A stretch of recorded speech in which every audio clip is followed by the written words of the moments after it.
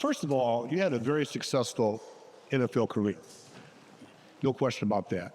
And how many years did you play? I played a total of 12 years. I played 11 in Detroit, and I went to New York to play with the Giants for 1 year. It's really 4 games, but they credit me for one more year, so I get another pension year. So. And what year did you retire? I retired in 2002. Okay. And so you retired, NFL star, a stalwart in the community here. And the idea today is we're talking about embracing change while moving forward. So you left the NFL and you ultimately had to embrace change. Talk about retiring from the NFL and trying to figure out what you were going to do next.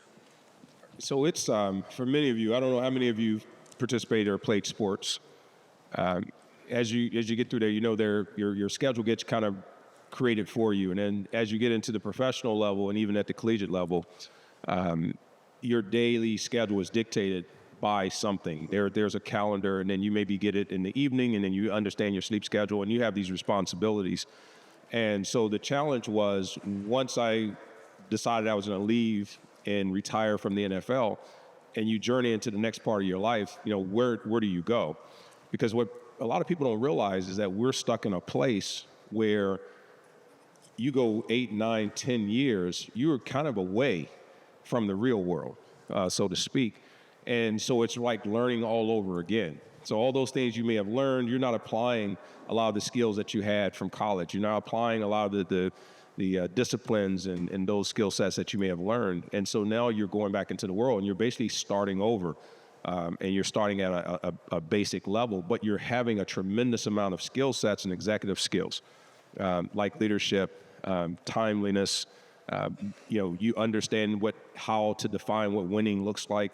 You understand teamwork, conflict resolution, all these things. So there's a lot of things you're prepared for and you have the foundations for. But that was the toughest part, was figuring out what was my next steps going to be. And for me, it was getting into franchising. Okay. Yeah. So I got into Cinnabon, and I don't know how many people knew it, but from 2000 to 2006, I owned all the Cinnabons here in Michigan, and I owned all the ones in Florida.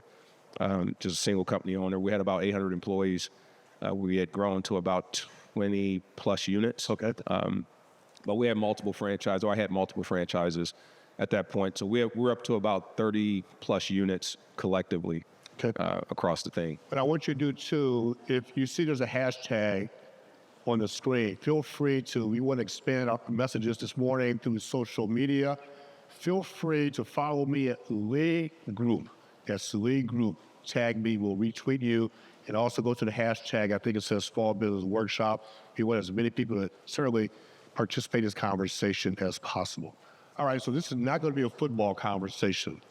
We're going to focus on business. Okay, this is certainly a focus on business. So you leave the NFL, you got into the franchising world with Cinnabons. At what point did you decide to get out of the franchise business and start your own business? Well, after I really started to understand the discipline, it was new to me, and I really was relying on a lot of other professionals, whether it be people who understood real estate and how to negotiate with all the malls, to working with my financial team, my CPAs, working with those in terms of how to build business plans and really defining what winning looks like. And then there's the technology piece. Then there was the HR piece, understanding how do you manage employees. You know, you're going from a place where I was only responsible for myself and I was there with 51, 52 other guys to now managing 600, 700, 800 employees. And I realized very quickly that I was not prepared. And it was a tough thing because I had the resources. But you played in the NFL and you had to prepare for every single game. You studied film, you had meetings, but yet when you got into the business world, you were not prepared. It was a different game. It was a different playing field. And I always tell the younger players, and I tell a lot of the young entrepreneurs, because I do a lot with entrepreneurship, that there are new rules. Every time you jump from industry to industry, place to place, even HR in one place is not the same as HR in another. it changes. There's different things that you need. There's different interactions. It's a different beast. Even if you go franchise to franchise, they're not the same. They don't work the same. So it's really underestimating what was really required of me as an executive and as a leader, because I'm sitting at the top of the chain. And how do you now have these individuals do that, follow you down that path? So I was actually when I was at Great Lakes Crossing, as a quick story, I've always been the type of person that I can't tell you to go do something that I'm not willing to understand all the intricacies and everything that goes with it. So I was actually there learning, just like day one, how to roll cinnamon rolls, how to apply the cinnamon, the sugar, the butter, how long do you put it in the oven, watched how my rolls didn't raise and they didn't bake the way they were supposed to, and showed that I was actually there taking the instructions. So when I came in and I said, you know what, this product isn't quite right, the respect was there from those. And I did it in the middle of the day. I was out giving samples on the floor, and people were like, man, did Herman lose his job? What happened? Like, I'm out there asking people, hey, would you like to try a sample? You know, I wanted to talk to them about, no, you have to let go. And so, you know what, will you try my product?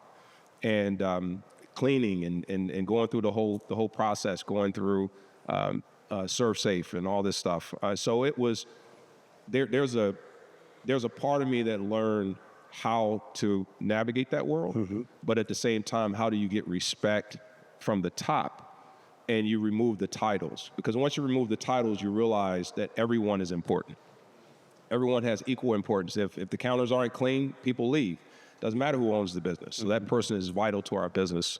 The product has to be right, and so on and so forth. So you rolled up your sleeves. Rolled up my sleeves.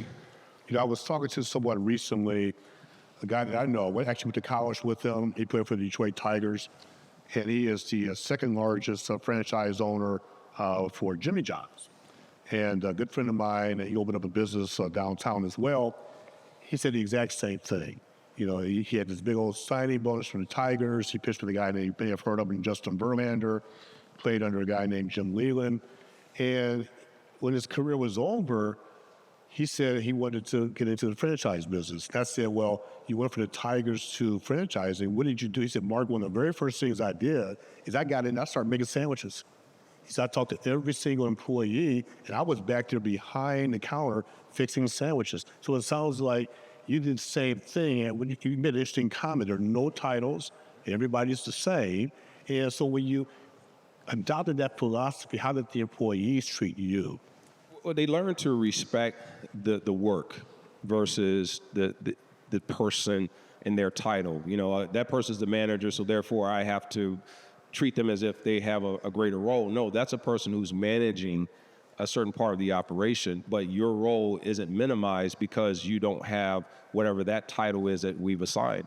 So I try and make sure we understand, because I come from a place where when I go out on the field with 11 teammates, everyone has a very specific role to play.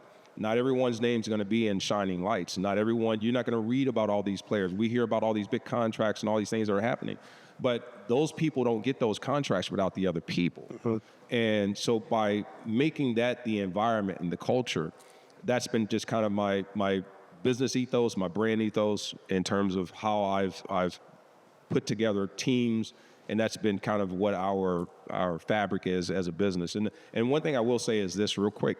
So when I talk about those things, that's the visible public-facing side. There was, how do we sign in and avoid, right? I started understanding how people would steal. It was an 85% cash-based business. It wasn't during this era where you can tap and scan and all this stuff. It was cash, you know, and it was printing the receipt. So if you didn't want to ring an order, you just hit open drawer, close drawer, take money. I had IOUs that were in place, you know, $1,400, $300, $800, where people would say, okay, I'll just replace that back later. So how, as a person coming into that world, and you're dealing with people who've been in this business for 10 plus years, they knew the system. And then I literally did a 98% turnover of employees, 800 employees. You know, you think about that, right? That would be daunting. Most people just say, I'm done, I'm getting out of the business. But I ended up doing that, built a commissary very similar to our place at our corporate office. And I would train an entire store of people to get them ready. And we would go over and basically we call it a hostile takeover. We would literally walk in, because I already knew what we were up against. And I knew people were going to try and hold us hostage, right? And we would go in, and I'd say, everyone, sorry, we've sent out the messages, we've sent out everything, but I can't hold your hands to your place of character. And then we would go in and we would just completely take over. In about 5 minutes, the entire store would be taken over, and we'd run it. So what was the toughest decision when you're running? How many employees did you have? We had about 800. 800. Before we get into Team 84. 800 employees. What was the toughest decision you had to make? Did you have to let people go? Was it doing with staffing? What was the toughest challenge you had to overcome? The toughest challenge is when we start to have a downturn. These are people, and there's families. You get to know them as individuals. You get to know them as from a personal standpoint. And so how do you go in and say you no longer have a job, or I have to downsize now because we have to meet this? And there's a business component to it. Not everyone understands that. Not everyone accepts that. And I would always look at how, and I always was telling my employees, I said, out of chaos comes innovation. So instead of doing that, I said, let's innovate around this. Let's think about ways in which we can make sure everyone has a job. So we started going, okay, when the mall closed at 9 o'clock, they would come in, they would clean, and then we'd bring another shift in. And that shift would then create packs that would go and sell at before school would start. We go try and find other outlets where we could sell those.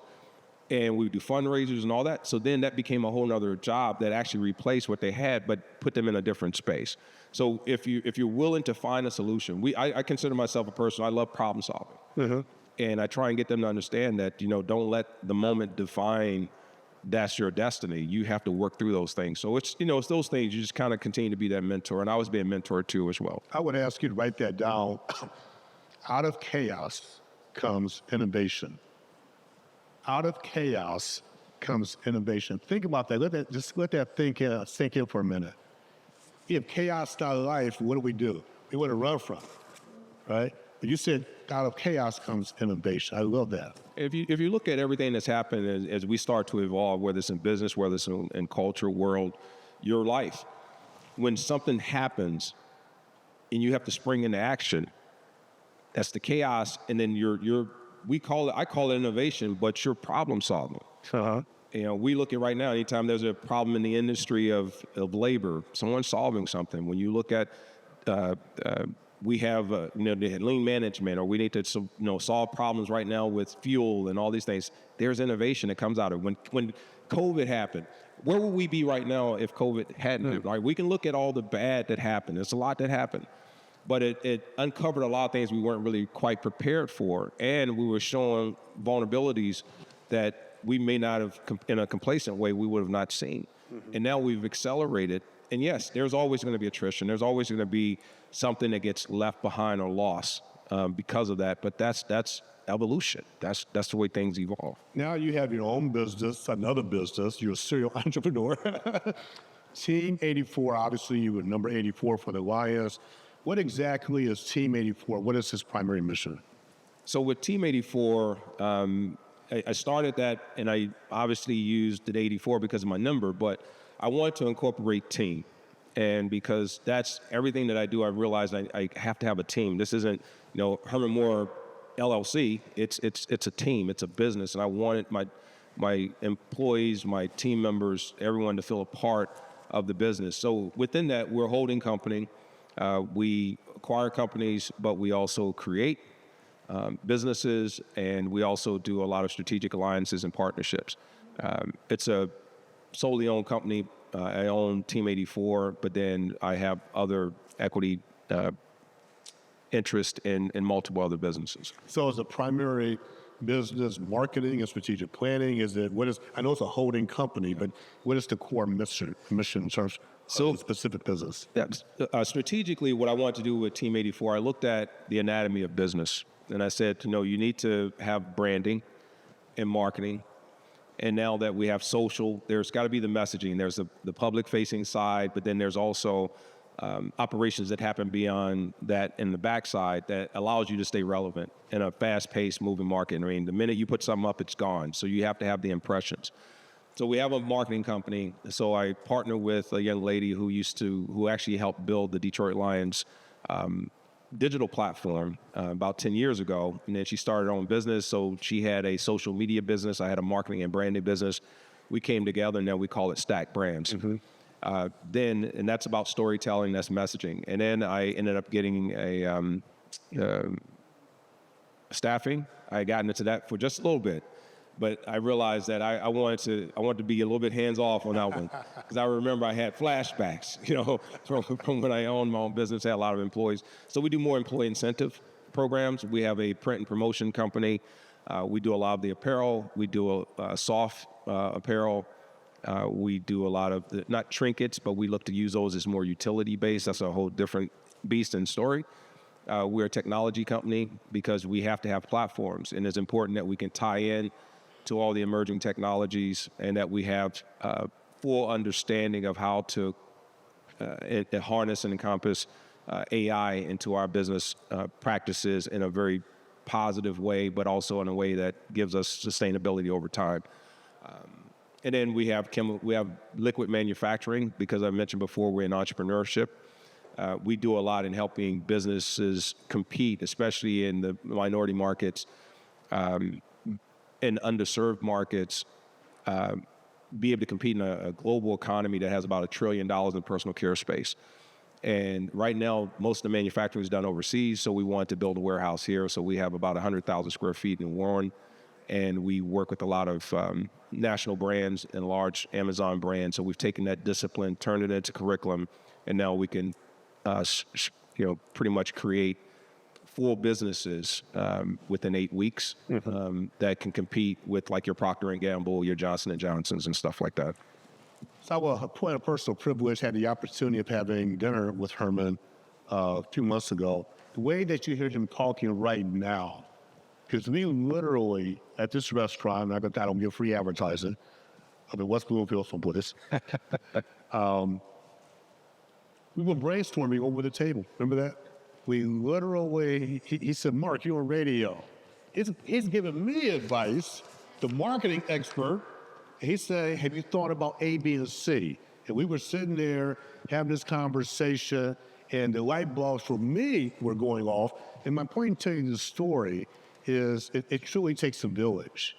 And if people view me as an expert, I guess, in some area, they view you as an expert in some area. But where would you be without your informal group of advisors? And so I sat there and I listened to Herman that evening, and I remember driving home and we were chatting in the car, and I said, he gave me some nuggets that I never thought about. So with that as a backdrop, so to speak, what nuggets will you give to these entrepreneurs, these small business owners? Some of them are solopreneurs.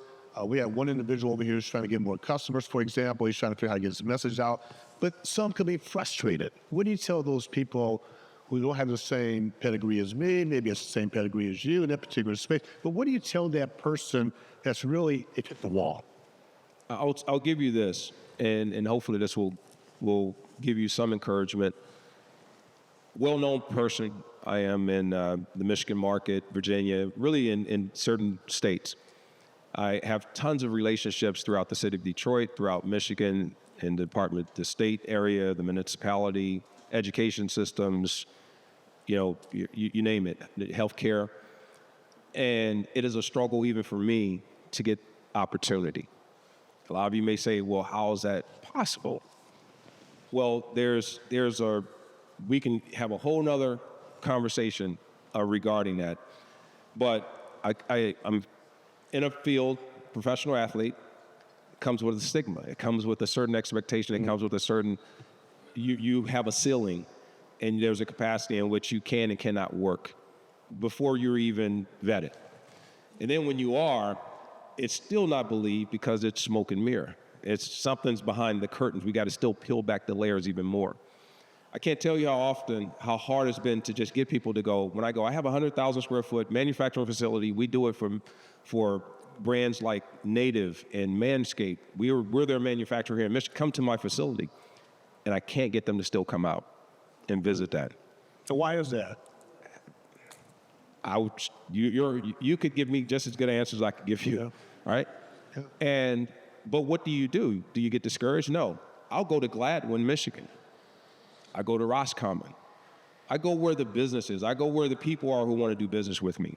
Sometimes you as much as you want to be loyal to a place, as much as you want to be loyal to a culture, if you can't get to where you need to go without the begging, without the crawling to get it done, when all you have to do, if you are showing up, to me, that tells me you're trying, you're wanting to get something done. Now I can at least give you that few minutes to see if you're able to get that done. And then maybe I leave you something that will help you get over that. So don't get discouraged because it's not just you. And I'm telling you, go get your minority certification. Have my minority certification. 0 contracts with that. Right? And I'm not throwing any shade. It is what it is, right? We have to also be transparent in our conversation. Absolutely. I've been asked to go in through the DE&I portal. Go in there, 0 contracts. Okay?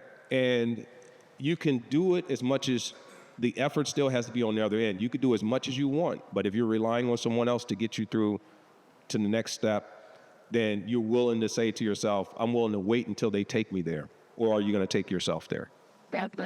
I took myself there. All right. So